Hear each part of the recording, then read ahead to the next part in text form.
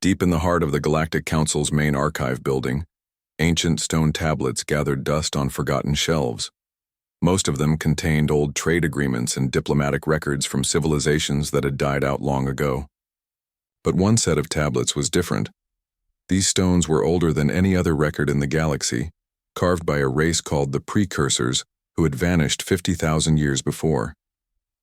The writing on these tablets appeared in every known language across the galaxy, the same message repeated over and over in different scripts and symbols. Most species who bothered to read them thought they were just old superstitions from a paranoid race. The message was simple but strange.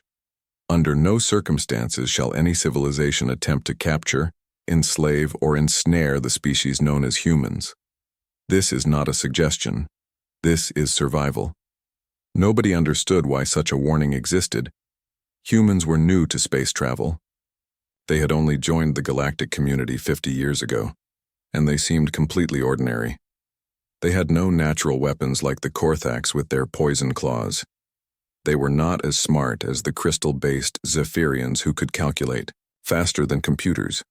They did not live as long as the tree-like Vorthak who could survive for thousands of years. Humans were just average. Commander Tae-Jin stood on the bridge of the UES Perseverance looking out at the stars through the main window. The ship was humanity's newest deep space explorer, designed to make contact with new alien species and map unknown regions of space. It was not a warship. It carried no heavy weapons and had only basic shields. The crew of 200 humans were scientists, engineers, and diplomats, not soldiers. Tae-Jin was proud of his ship and crew. He had worked his way up through the ranks of Earth's space navy, earning respect through hard work and fair treatment of his people. At 42 years old, he was considered young for a commander, but his crew trusted him completely. Lieutenant Hana worked at the navigation station nearby. She was brilliant with numbers and could plot courses through dangerous space that other navigators would never attempt. Her fingers moved quickly across the control panels as she adjusted their current route through the Outer Rim territories. "Commander," she said without looking up from her work, "we're receiving a distress signal. It's coming from the Kepler 442 system, about 6 hours away at current speed." Tae-Jin walked over to her station. "What kind of signal?" "It appears to be from a research station. The message is automated, repeating every 10 minutes. They're reporting a critical system failure and requesting immediate assistance." Hana frowned at her display. "The strange thing is, I don't show any registered stations in that system on our charts." Dr. Jeho, the ship's xenobiologist and historian, looked up from his reading tablet near the science station. "That region was surveyed 20 years ago. The reports showed 3 planets, all unsuitable for most known life forms. No one should be there." Engineer Boram's voice came through the communication system from the engine room. "Commander, if someone is in trouble out there, we need to help them. That's what we do." Tae-Jin nodded. Boram was right. Helping others was indeed what humans did, sometimes even when it might be dangerous for them. It was one of the things that made other species view humans as either admirable or foolish, depending on their perspective. "Set course for Kepler 442, Tae-Jin ordered. "Maximum safe speed." "Course plotted and engaged," Hana replied. "Estimated arrival time is 5 hours and 43 minutes. As the Perseverance changed direction and accelerated toward the distress signal, none of the crew knew they were flying into a carefully planned trap. Far away on a heavily armed warship, Admiral Krix of the Velari Empire watched his sensors track the human ship's approach. The Velari were one of the most powerful military forces in the galaxy. For 300 years they had built their empire by conquering weaker species and turning them into slaves. Their technology was advanced, their ships were fast and deadly, and their methods were efficient and ruthless. Admiral Krix was particularly good at his job. He had captured and enslaved the populations of 12 different worlds. His current mission was to acquire humans for the slave markets. Intelligence reports suggested that humans would make excellent workers due to their apparent compliance and useful technical skills. The fake distress signal had been his idea. Humans were known throughout the galaxy for their need to help others in trouble. It was a weakness that Crixith planned to exploit. "Admiral," his communications officer reported, "the human ship has taken the bait. They're approaching the trap zone." Crixith smiled, showing rows of sharp teeth. "Excellent. Are our ships in position?" "Yes, sir. 4 heavy cruisers are cloaked and waiting. The gravitational snare is ready to activate on your command." "Perfect. Today we will add a new species to our collection." Crixth had never heard of the ancient precursor warnings. Even if he had, he would not have believed them. Humans looked weak and harmless. What could they possibly do against the might of the Velari Empire? Back on the Perseverance, Dr. J-Ho continued reading historical records about the region they were entering. Something nagged at his mind about the empty space around Kepler 442. The old survey reports mentioned finding ruins on the 3rd planet, but they had been too damaged by time to study properly. "Commander," he called out, "I think we should be careful when we reach that system. The old records mention some unusual energy readings near the 3rd planet." Taejin turned toward him. "What kind of energy readings?" "Unknown type." The survey team couldn't identify the source. They recommended further investigation, but no follow-up missions were ever sent. Lieutenant Hana checked her instruments. "I'm not detecting anything unusual yet, but we're still 4 hours out." Engineer Boram's voice came through the speakers again. "All systems are running normally. Engines are at peak efficiency. Whatever we find out there, we'll be ready for it." The confidence in Boram's voice made Taejin smile. His engineer could fix almost anything with spare parts and determination. She had kept the Perseverance running through asteroid fields, solar storms, and equipment failures that would have stopped other ships. As the hours passed, the crew of the Perseverance continued toward what they believed was a rescue mission. They checked their equipment, reviewed first aid procedures, and prepared emergency supplies for the people they expected to help. None of them suspected that they were actually flying toward their own capture. The ancient warning tablets remained, unread in their dusty archive. The precursor's desperate message, carved in stone 50,000 years ago, gathered dust while history prepared to repeat itself. Some lessons, it seemed, had to be learned the hard way. The trap was perfect. Admiral Crixith had used this method dozens of times before with other species, and it always worked. The Velari warships hung invisible in space, their cloaking devices hiding them completely from any sensors the humans might have. The gravitational snare was ready, disguised as natural space debris around a dead asteroid. Commander Taejin stood on the bridge of the Perseverance, watching the main display as they approached the source of the distress signal. The system looked empty except for 3 barren planets and the usual collection of rocks and dust that filled most star systems. "I'm picking up the signal source," Lieutenant Hana reported from her station. "It's coming from that large asteroid cluster near the 2nd planet.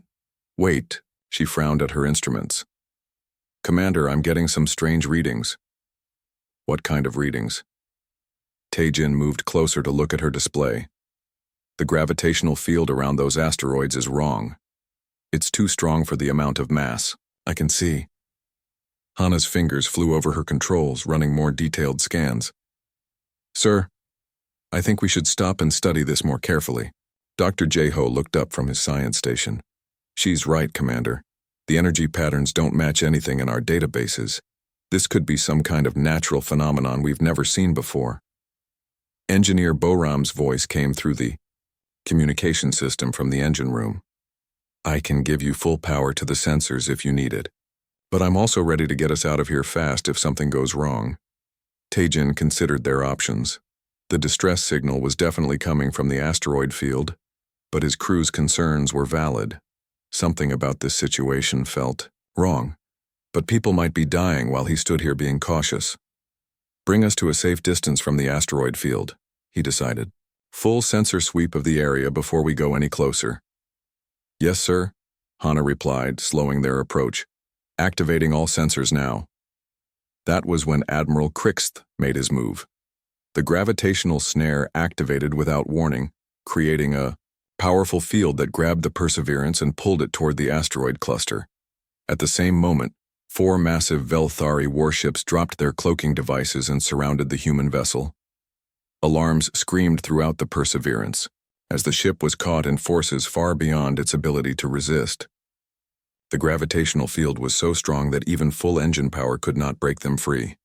"Emergency stations," Tae-jin shouted over the noise. "All hands to emergency stations." Lieutenant Hana fought with her controls, trying to find a way out of the trap.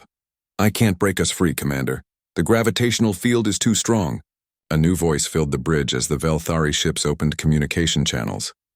Admiral Crixth's image appeared on the main screen, his alien features twisted in what might have been a smile. "Humans," the alien admiral said, his voice deep and threatening. "You will surrender your vessel and submit to processing. You have been selected to serve the Velari Empire. Resistance is useless." Commander Tae-jin stepped forward, trying to keep his voice calm and professional. "This is Commander Tae-jin of the United Earthship Perseverance. We are on a rescue mission responding to a distress call. We have no quarrel with your empire. Perhaps we can work out some kind of agreement." Admiral Crixth laughed, a harsh sound that made several bridge crew members step back from their stations. "Agreement? You will serve or you will die. Those are your only choices. We have no interest in your words." Dr. Jeho was working frantically at his station, scanning the Velari ships and trying to understand their technology. What he saw made his heart sink.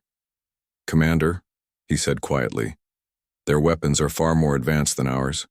Their shields are at least 10 times stronger than anything we have. We can't fight them." Engineer Boram's voice crackled through the speakers. "I'm trying to boost our weapons and engines, but it's not enough. We need more power than our reactors can give us." Lieutenant Hana was still working on the navigation systems, looking for any possible escape route. "I might be able to plot a course through the asteroid field, but with these gravitational forces it would be incredibly dangerous. And even if we made it through, their ships are faster than ours." Tae-jin knew his options were running out. The Velari ships were moving closer, their weapon systems charging for what was obviously going to be a crippling attack rather than a destroying one. They wanted the humans alive. "All crew members," he announced over the ship's communication system, "prepare for possible boarding action. Secure all sensitive information and ready the emergency protocols." The Velari attack came swiftly. Energy beams struck the Perseverance's engines and weapon systems with surgical precision, disabling them without destroying the ship. Humans tried to fight back, but their weapons barely scratched the alien ship's powerful shields. Within minutes, the Perseverance was completely helpless. The Velari ships moved alongside and extended boarding tubes. Armed aliens in powered armor began cutting through the human ship's hull. "Commander," Lieutenant Hana said, her voice tight with fear but still professional. "They're boarding us at 7 different points. Security teams are trying to slow them down, but our weapons aren't effective against their armor." The battle inside the ship was brief and hopeless. The Velari had done this many times before. Their soldiers moved through the corridors with practiced efficiency, stunning any humans who resisted and herding the others toward collection points. Commander Tae-jin was on the bridge when the boarding party reached them. He had ordered his bridge crew to destroy sensitive information and disable important systems, but there was little else they could do. When the aliens appeared, he stepped forward with his hands visible and empty.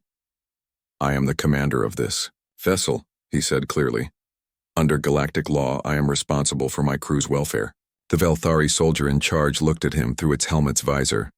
"You are all prisoners now. Galactic law does not apply to slaves." One by one, the crew of the Perseverance was stunned into unconsciousness and transported to the Velari ships. The humans woke up hours later in holding cells aboard Admiral Crixth's flagship, on their way to a processing facility on the moon of Scarith Prime. The processing facility was a massive complex built into the rocky surface of the airless moon. It housed thousands of enslaved beings from dozens of different species. The Velari had been capturing and enslaving other races for centuries, and they had turned it into an efficient business. Commander Tae-jin found himself in a large holding area with most of his crew. The room was filled with other prisoners, from many different worlds, all waiting to be processed into slavery. The aliens looked defeated and hopeless, moving slowly and speaking in whispers. Dr. Jeho noticed something strange about the walls of their prison. Carved into the ancient stone were symbols he recognized from his studies of galactic history. "Commander," he whispered, moving closer. "Look at these markings. They're precursor symbols." "The precursors?" Tae-Jin looked at the carved writing. "I thought they died out thousands of years ago." 50,000 years ago, Dr. Jeho corrected. "But these symbols, they're warning glyphs. They talk about something called sleeping rage that must never be awakened." Lieutenant Hana joined, them keeping her voice low. "What does that mean?" Dr. Jeho shook his head. "I'm not sure. But the fact that these warnings are carved into the walls of a slave processing facility can't be a coincidence." Engineer Boram appeared beside them, her face grim. "I've been talking to some of the other prisoners. They say the Velthari are going to separate us tomorrow. Different species go to different types of work based on their abilities." "What kind of work?" Tae-Jin asked. "The strong ones go to manual labor, or gladiator arenas. The smart ones become computational slaves. The technical ones work in their factories and shipyards." Boram's voice was bitter. "They've got it all figured out." Around them, the other prisoners continued their quiet conversations. Many had been here for weeks or months waiting for processing. Their spirits seemed broken, their hope gone. But the humans were different. Even in this terrible situation, they were already planning, already thinking about how to survive and how to help each other. Commander Tae-Jin looked at his crew and felt a familiar feeling rising in his chest. It was something the Velthari had not expected and did not understand. It was the human refusal to give up even when everything seemed hopeless. "Listen to me," he said quietly to his people. "This isn't over. We're going to find a way out of this, and we're going to get everyone home safely." Dr. Jeho continued studying the precursor symbols on the walls, trying to understand their full meaning. What he found there would soon change everything, but, for now, all he could do was wonder why an ancient race had felt the need to carve warnings about humans into the walls of a prison. The neural implantation process was supposed to be simple. The Velthari had done it thousands of times with dozens of different species. The small devices were placed at the base of the skull, where they connected to the nervous system and made slaves completely obedient to their master's commands. Dr. Jeho was the first human to undergo the procedure. He lay strapped to a cold metal table while Velthari technicians prepared their equipment. The alien doctor in charge, a creature with multiple arms and compound eyes, seemed confident this would be just another routine operation. "This species appears to have a standard nervous system," the doctor said to his assistants. "Implant placement should follow Protocol 7. The operation took 30 minutes. When it was finished, the Velthari tested their control device. "Subject will stand," the doctor commanded, pressing a button on his control pad. Dr. Jeho's body stood up, but his mind remained completely his own. The implant had been installed successfully, but something was wrong with how it interfaced with his human brain chemistry. He could feel the device trying to take control, but his thoughts stayed clear and independent.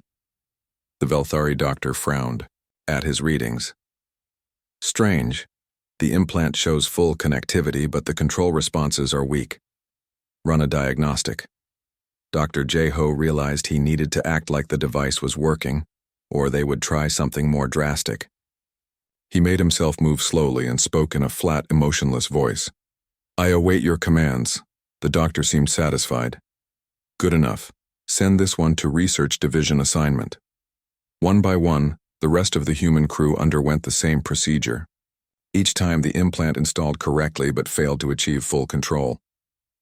Commander Tae-Jin, Lieutenant Hana, and Engineer Boram all discovered the same thing. They could resist the mental domination while pretending to be obedient slaves. Commander Tae-Jin was assigned to gladiator training, where strong slaves were taught to fight for the entertainment of Velthari nobility. The facility was brutal, designed to break spirits and create mindless fighters who would perform on command.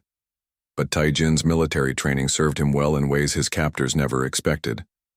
While pretending to be a compliant slave, he began studying the facility's security systems. He memorized guard rotations, identified weak points in the defenses, and started making contact with other enslaved species. "You are different," whispered Corvin, a reptilian alien who had been captured 3 months earlier. "The other new slaves give up hope quickly, but you humans still have fire in your eyes." "We don't give up," Taejin replied quietly during their rest period. "It's not in our nature." "Be careful," Corvin warned. "The guards watch for signs of resistance. They have ways of making even the strongest break." Lieutenant Hana was assigned to computational work in the facility's data processing center. Her job was to perform complex calculations for Velari military operations and trade negotiations. What her supervisors didn't realize was that her access to their computer systems gave her the ability to see far more than they intended. While appearing to work on the assigned problems, Hana was actually mapping the entire Velari Empire. She memorized fleet positions, supply routes, communication codes, and defensive installations.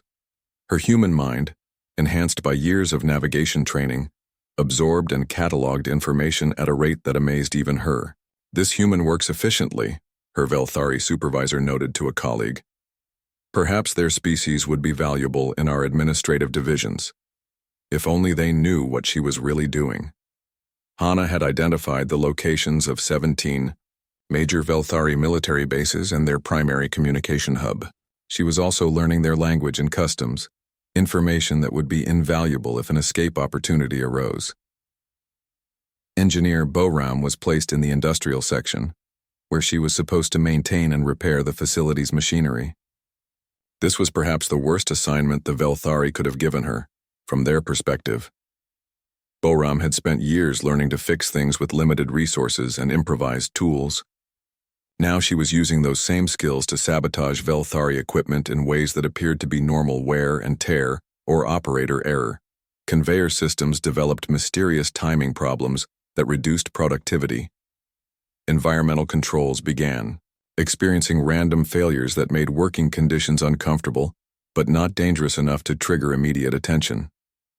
Communication systems suffered from increasing interference that made coordination between different sections difficult. "The machinery in this facility is becoming unreliable," complained the chief engineer to Admiral Crixith during a routine inspection. "We're losing efficiency in multiple departments." "Then fix it," Crixith replied impatiently. "Use whatever resources you need." But the problems continued to multiply faster than they could be solved. Boram was careful to vary her methods and timing, making the sabotage look like the natural result of overworked equipment and stressed systems. Dr. J. Ho's assignment to the research division gave him access to the facility's historical databases. What he found there changed his understanding of everything that was happening to them. The processing facility on Scarith Prime had been built on the ruins of a much older structure. The foundation stones contained precursor architecture and writings that told an incredible story. 50,000 years ago, another alien empire had tried to enslave humans. The humans of that time had been much more primitive, barely beyond Stone Age technology. But when they were captured and enslaved, something unexpected happened. The ancient records spoke of a war that had consumed entire star systems. The aliens who had enslaved humans found themselves facing an enemy that refused to surrender, refused to negotiate, and refused to stop fighting until every member of the enslaving species was dead. It hadn't been about technology or superior numbers. The humans had systematically tracked down and eliminated their captors with a determination that terrified other species. They had turned captured alien ships against their former owners, learned to use advanced weapons they barely understood, and displayed a level of coordinated rage that defied explanation. The war had ended with the complete extinction of the species that had enslaved humans. Every colony, every outpost, every individual member of that race had been hunted down and eliminated. The humans had then simply returned to their primitive homeworld and continued their normal lives, as if nothing unusual had happened. The precursor records called it the awakening of the sleeping rage. They described humans as a species that could seem peaceful and cooperative for generations, but when pushed beyond certain limits, they became something entirely different. Dr. J. Ho was still reading these records when the facility's communication system received an emergency transmission from Velari space. The message was brief and alarming. Human space was mobilizing for war. Unknown to the prisoners on Scarith Prime, the disappearance of the Perseverance had triggered something that no alien species had ever witnessed before. Every human nation, corporation, and faction was setting aside their differences and preparing for a military response that defied all expectations. Back in the processing facility, the human crew continued their quiet resistance. They shared information through coded conversations during work periods and mealtimes. They identified other species who might be willing to help in an escape attempt. They memorized every detail about their prison and their captors. But most importantly, they never lost hope. Even as days turned into weeks and the neural implants continued their attempts to control their minds, the humans maintained their determination to escape and return home. Commander Tae-jin noticed that their resistance was having an effect on the other prisoners as well. Species that had seemed broken and hopeless were beginning to show signs of renewed spirit. The human refusal to give up was contagious, spreading throughout the facility like a spark catching fire. "There is something different about your species," Corvin told him during another quiet conversation. "The guards have noticed it too. They expected you to break by now, like all the others." "We told you," Tae-jin replied simply. "We don't give up." What none of them knew was that their time as prisoners was rapidly coming to an end. Far away, human fleets were already moving toward Velari space, and the sleeping rage that the precursors had warned about was beginning to awaken once again. The galaxy was about to learn why the oldest rule existed, and why breaking it had consequences that could echo across the stars for generations to come. The news hit Earth like a lightning bolt. The UES Perseverance, humanity's flagship exploration vessel, had vanished without a trace. 200 of Earth's best and brightest had simply disappeared in the Outer Rim territories while responding to a distress call. Admiral Soo-jin stood in the Emergency Command Center in Geneva, watching displays that showed frantic activity across all of human space. She was Earth's most decorated naval commander, a woman who had led humanity through the difficult early years of galactic contact. Now she faced something that had never happened before. Humans had been attacked by an alien species. "What do we know?" she asked her intelligence chief, Director Ye-jin. "Very little," the younger woman replied, her fingers flying over her data pad. The Perseverance sent routine reports until they reached the Kepler 442 system. Then nothing. Our deep space monitoring stations picked up energy signatures consistent with advanced alien weapons fire. General Wu Bin, head of Earth's ground forces, leaned forward over the tactical display. "Have we identified who's responsible?" "Intelligence suggests the Velari Empire," Director Ye-jin answered. "They're known throughout this region as slavers and raiders. Several other species have warned us about them in the past." Admiral Soo-jin felt something cold settle in her stomach. "Slavers?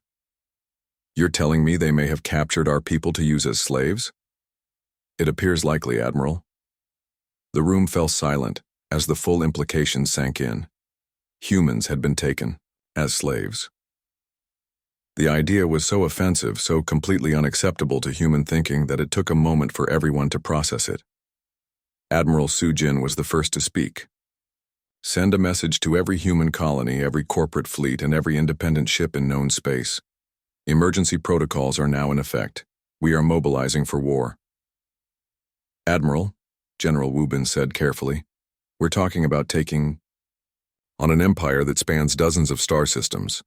Our forces are designed for exploration and defense, not conquest." "Then we change that," Soo-jin replied without hesitation. "How long will it take to convert our civilian ships to military use?" Engineer Min Ho, who had been silent until now, looked up from his calculations. "If we strip out non-essential systems and retrofit them with weapons and armor, we could have 1,000 ship fleet ready in 6 weeks. "Make it 4 weeks," Admiral Soo-jin ordered. "And I want every ship we can get our hands on. Cargo vessels, passenger liners, mining ships, research platforms, everything." What happened next amazed observers throughout the galaxy. Humanity had always been known for their disunity, their tendency to argue among themselves and pursue conflicting goals. But the capture of the Perseverance triggered something that alien species had never seen before. Every human nation declared an immediate ceasefire in all ongoing conflicts. Corporate rivals began sharing resources and technology. Independent. Colonies volunteered their ships and personnel for military service. Within days, humanity was moving with a unity of purpose that defied all previous experience. The Luna shipyards, normally used for civilian construction, were retooled for military production. Mars industrial complexes switched from consumer goods to weapons manufacturing. Even the asteroid mining operations redirected their efforts toward military materials. Dr. Kyung-soo, Earth's leading xenobiologist, made a discovery that changed everything. His team had been studying captured Velari technology from previous encounters with other species, looking for weaknesses they could exploit. "Admiral," he reported during a briefing, "I think I understand why the Velari were confident enough to attack us. Their technology is based on extremely advanced, highly efficient systems that work perfectly under ideal conditions." "That sounds like an advantage for them," General Wubin observed. "Not necessarily," Dr. Kyung-soo continued. "Human technology is different. We build things to work under terrible conditions because Earth is a harsh world. Our systems have redundancy, adaptability, and tolerance for damage that the Velari technology lacks." Admiral Soo-jin leaned forward with interest. "Explain."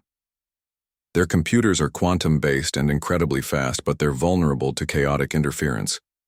Our computers are slower but more stable. Their weapons are powerful and precise, but they fail if their targeting systems are disrupted. Our weapons are designed to work even when half-broken." Engineer Min-ho nodded with understanding. "Like the difference between a racing car and a tank. The racing car is faster and more efficient, but the tank keeps working even after it's been hit by artillery." "Exactly," Dr. Kyung-soo agreed. "And there's something else. Human pilots and soldiers are trained to adapt and improvise when their equipment fails. The Velari appear to rely heavily on their technology working perfectly. As the weeks passed, the human response escalated far beyond what anyone had expected. The Velari intelligence network, monitoring human space through their spy satellites, watched in growing alarm as humanity mobilized on a scale that seemed impossible for such a young species. Admiral Crixith received reports that confused and worried him. "They captured one ship," he told his staff officers. "One ship with 200 crew members. Why are the humans mobilizing thousands of vessels?" "Perhaps they don't understand the situation," suggested his intelligence chief. "They may think we captured more ships than we actually did. Or," said another officer, "they may be planning to negotiate for the return of their people.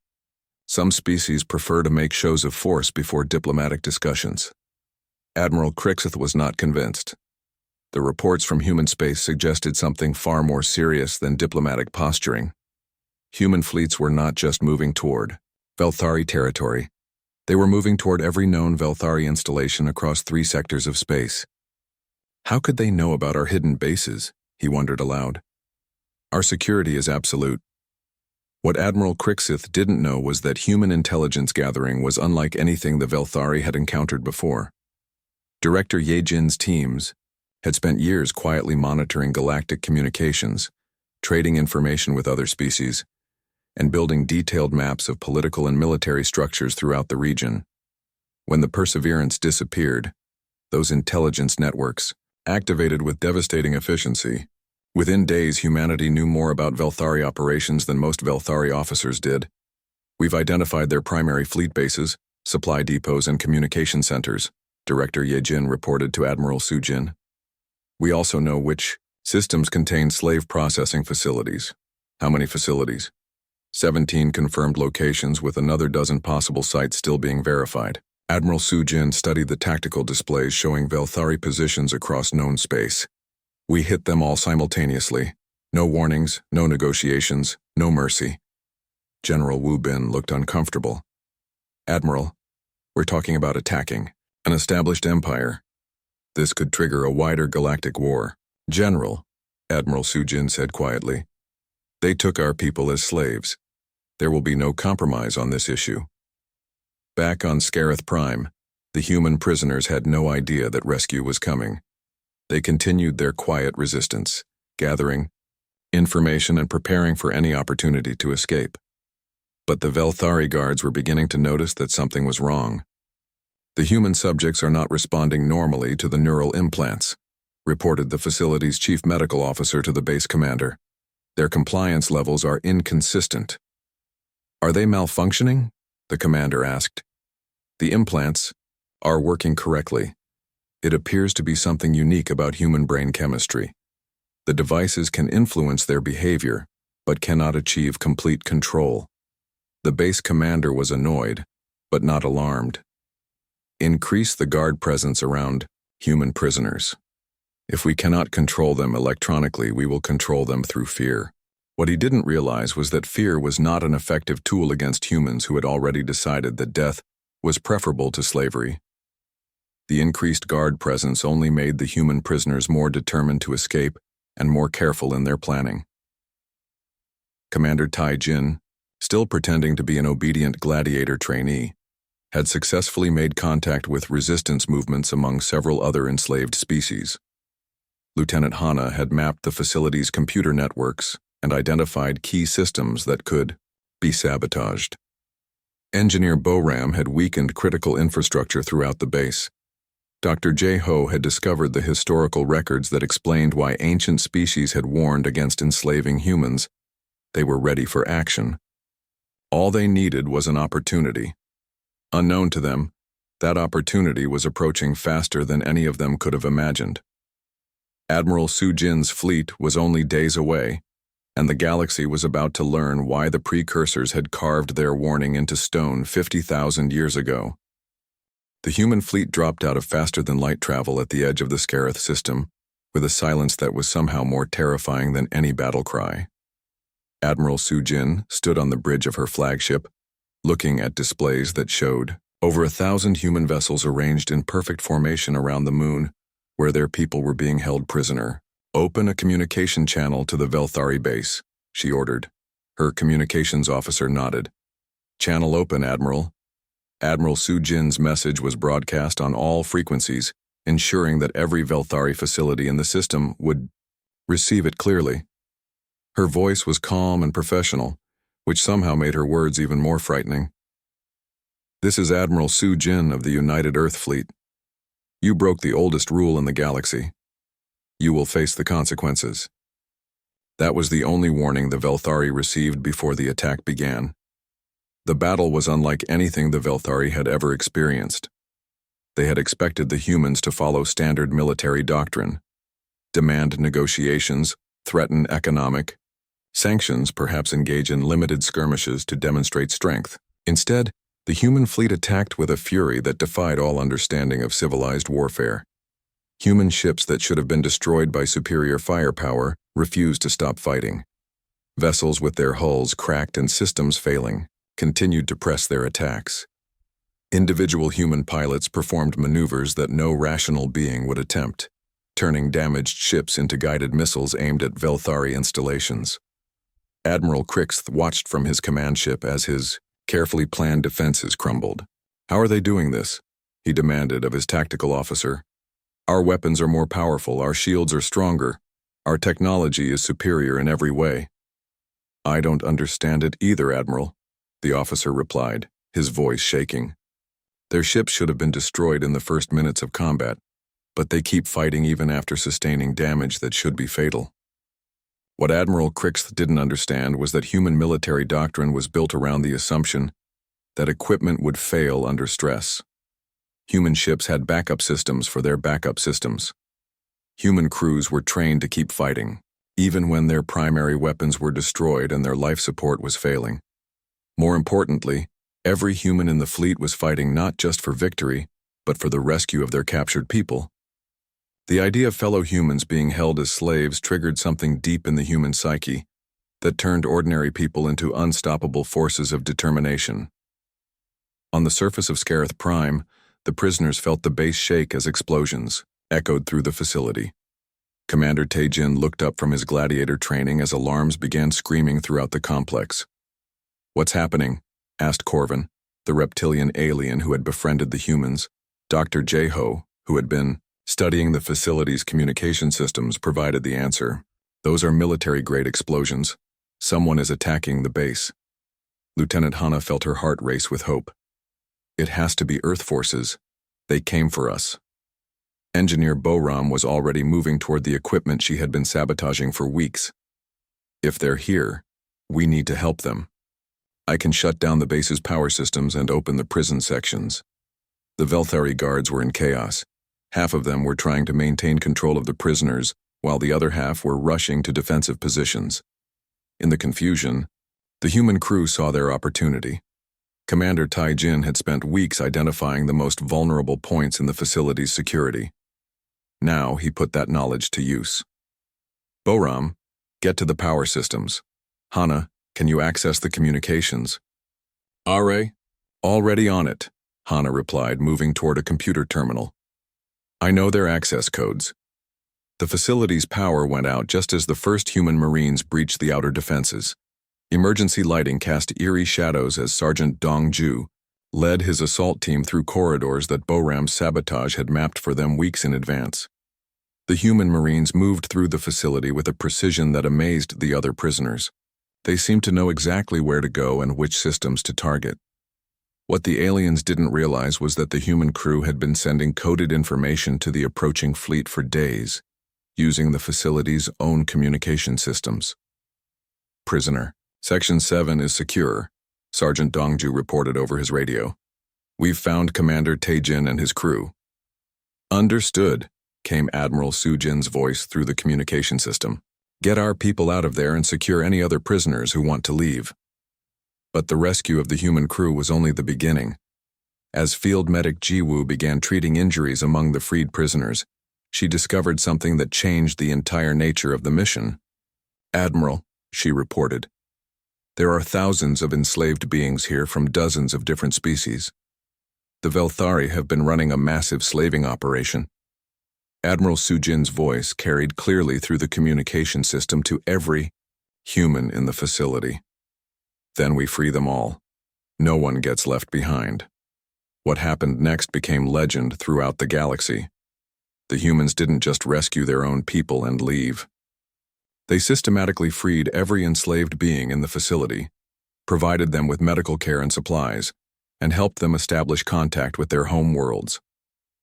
Communications officer Chan Ho somehow managed to coordinate with freed slaves who spoke dozens of different languages, using translation programs and improvised sign language to ensure everyone understood what was happening. The Velari base commander tried to use the freed slaves as human shields, threatening to kill them unless the humans withdrew. This act triggered something in the human forces that made the precursor warnings finally make complete sense. The humans didn't become more cautious or more careful. They became something else entirely. Years of evolution on a dangerous world, millions of years of pack-bonding instincts, and an inherent drive to protect others combined into focused determination that bordered on the supernatural. Human Marines moved through the facility with impossible speed and precision, somehow managing to neutralize Velari guards without harming any of the prisoners they were supposedly protecting. Individual humans performed acts of courage that defied rational explanation, throwing themselves into deadly situations to save beings they had never met before. Admiral Crixith was captured alive when his command ship was boarded by human Marines, who had somehow fought their way through his entire security force. He found himself face to face with Admiral Su Jin in what remained of his command center. We didn't know, he said desperately. The warnings were just ancient myths. We thought humans were weak. Admiral Su Jin looked at him with cold eyes. Now, you know, and now everyone else will know too. The destruction of the Velari fleet at Scarith Prime was broadcast throughout the galaxy, but what truly terrified other species was what happened next. The humans didn't stop with one victory. They systematically hunted down every Velari installation, every slave ship, and every species that had collaborated with the slaving operation. The Velari Empire, which had dominated 3 sectors of space for 300 years, collapsed within 6 months. Not through conquest or occupation, but through the complete dismantling of their military and economic power. Human fleets appeared at Velari worlds not as conquerors, but as liberators. They freed enslaved populations, established independent governments, and then simply left. They showed no interest in claiming territory or demanding tribute. Their only goal seemed to be the complete elimination of slavery wherever they found it. Commander Taijin, promoted to admiral after his rescue, established the Human Liberation Fleet as a permanent military force dedicated to ending slavery throughout the galaxy. Dr. J-Ho became the galaxy's foremost expert on precursor history, ensuring that the ancient warnings would never be forgotten again. Lieutenant Hana used her knowledge of Velari computer systems to help other species defend against similar attacks. Engineer Boram developed new technologies that made it harder for slaving operations to hide their activities from galactic authorities. A new entry was added to the Galactic Council's archives, written in every known language and distributed to every civilization in known space. The humans have returned to the stars. The precursor warnings have been proven true. To all civilizations, the rule remains unchanged and eternal. Do not ensnare the humans. They do not forgive. They do not forget, and they never ever abandon their own. But the archive entry included an addendum that had not been there 50,000 years ago. The humans consider all enslaved beings to be their own. Act accordingly. The galaxy learned that humanity's greatest strength was never their technology or their numbers. It was their absolute refusal to accept that anyone, human or alien, should live in chains. They had awakened again, just as they had millennia ago, and the universe was a safer place for everyone because of it. In the deep archives of a dozen civilizations, ancient AIs and long-lived species nodded in recognition. The sleeping rage had been awakened once more, and the galaxy had been reminded why some rules existed not as suggestions, but as fundamental laws of survival. The humans were back among the stars, and they had made their position clear. Slavery would not be tolerated. Those who chose to ignore this lesson would face consequences that echoed across eternity.